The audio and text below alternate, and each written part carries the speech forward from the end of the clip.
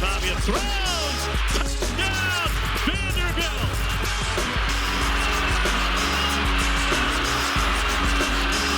Kendrick Johnson with the catch, and Vandy extends its lead.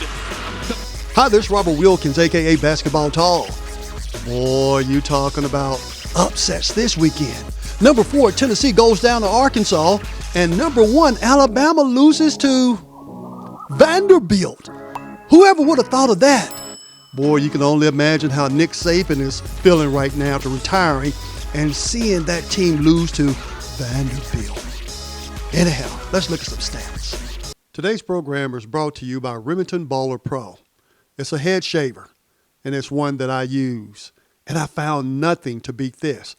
It's as smooth and clean as you get.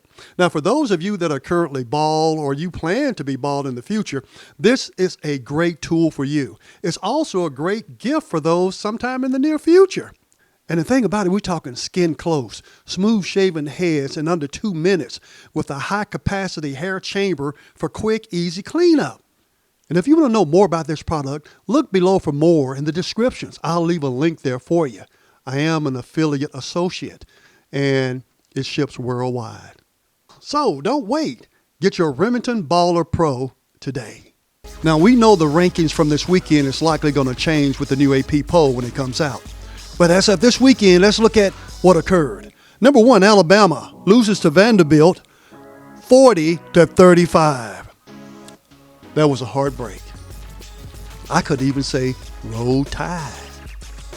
And you can only imagine how Nick Saban felt.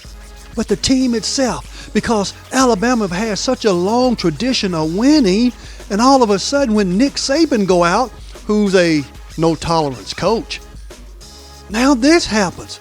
And you know they're calling for the new coach's head. Wow, I would hate to be in his shoes, wouldn't you? But let's go forward here. Number 3, Ohio State beats Iowa 35-7. Number 5, Georgia beats Auburn 31-13. Number 12, Mississippi beats South Carolina 27-3. Number 23, Indiana beats Northwestern 41-24. UCLA loses to number 7, Penn State 27-11. Texas A&M ranked 25 beats number 9, Missouri 41-10. Wow. Number 22, Louisville loses to SMU 34-27. Number 6, Miami. Boy, you're talking about a very close one. California almost beat them, but the Hurricanes pulled it out 39-38. Number 4, Tennessee loses to Arkansas 19-14. That seems like that was a defensive game, but I can only imagine how Josh Heupel, being ranked number 4, and all of a sudden loses to Arkansas. But we're talking about the SEC. Number 10, Michigan in the Big Ten loses to Washington 27-17. And number 11, USC loses to Minnesota 24-17. Iowa State defeats Baylor in the Big 12 43-21. And boy, Iowa State ranked number 16. They're 5-0 right now. I can't ever recall Iowa State ever being 5-0 in the Big 12. But now since OU, Oklahoma, and Texas are no longer in the Big 12, now in the SEC, some other teams are making their mark, aren't they? And it seems that Iowa State is one of those teams.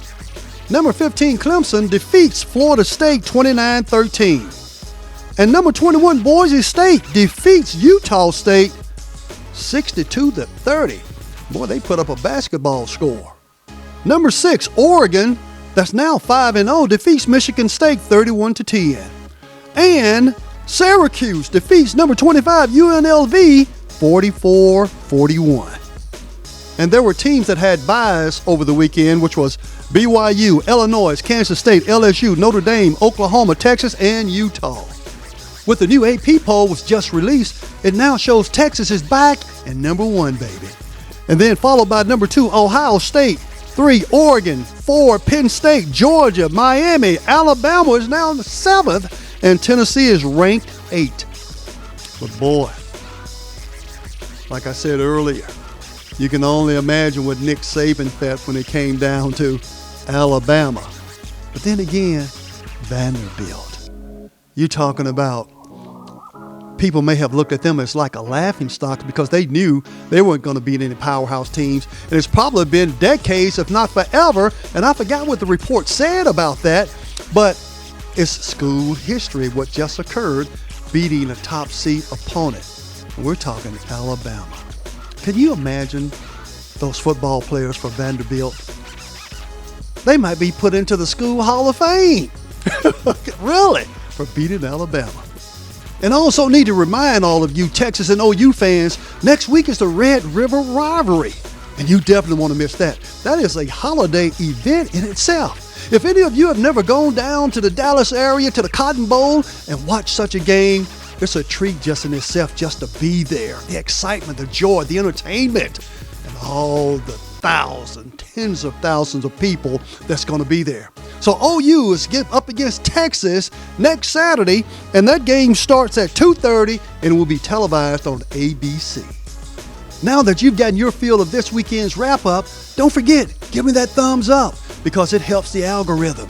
And also stay tuned for future shows that's going to be coming up of the top 25 AP poll best teams in the nation, baby, because you don't want to miss this, because I get excited when football comes around the weekend. I can't wait to watch. I love college football, but I also love pros because I'm a sports fanatic. How about you? Robert Wilkins, a.k.a. Basketball Tall. See you next time.